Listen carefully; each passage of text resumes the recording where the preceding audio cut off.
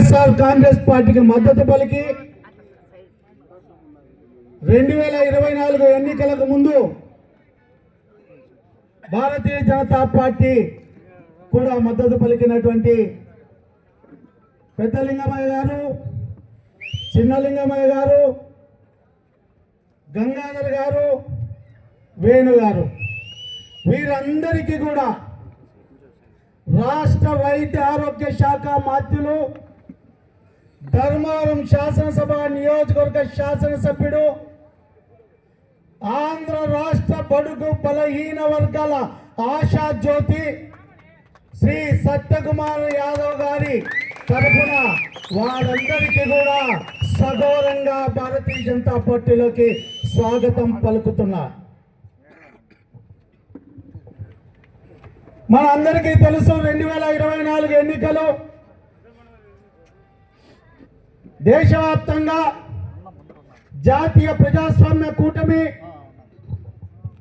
ఆంధ్రప్రదేశ్లో కూడా జాతీయ ప్రజాస్వామ్య కూటమి, తెలుగుదేశం పార్టీ, భారతీయ జనతా పార్టీ, జనసేన కలిసి పోటీ చేయాలని నిర్ణయం చేసిన తర్వాత పొత్తులో భాగంగా ధర్మవరం శాసనసభను భారతీయ జనతా పార్టీకి కేటాయించడం జరిగింది. భారతీయ జనతా పార్టీకి కేటాయించిన తర్వాత జాతీయ రాజకీయాలలో క్రియాశీలకంగా ఉండి 3 సార్లు జాతీయ కార్యదర్శిగా పనిచేస్తున్నటువంటి, దేశంలో అతిపెద్ద రాష్ట్రమైనటువంటి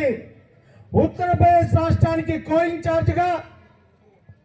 అండమాన్ నికోబార్ దీవులకు ఇన్ఛార్జిగా ఉన్నటువంటి, మనమందరూ ముద్దుగా పిలుచుకునే సత్యకుమార్ యాదవ్ గారిని ఈ యొక్క నియోజకవర్గ అభ్యర్థిగా ప్రకటించిన తర్వాత ఏప్రిల్ 4వ తేదీ ధర్మవరం శాసనసభ నియోజకవర్గం ఎర్రాయిపల్లిలో అడుగు పెట్టినప్పుడు ఈ యొక్క శాసనసభ నియోజకవర్గంలో అరాచకవాదుల యొక్క గుండెల్లో గుబులు మొదలైంది.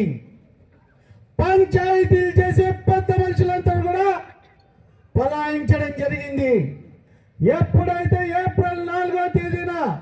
సత్యకుమార్ యాదవ్ గారి యొక్క నియోజకవర్గంలో అడుగు పెట్టాడో ఆ రోజే భూ కబ్జాదారులు, భూములు ఆక్రమించేవారు, పేదలు, బలుగు బలహీన వర్గాలను భయపెట్టాలనుకునే వాళ్ళు ఒక రకంగా ఆలోచన చేశారు. ఆనాడు ఉన్నటువంటి శాసన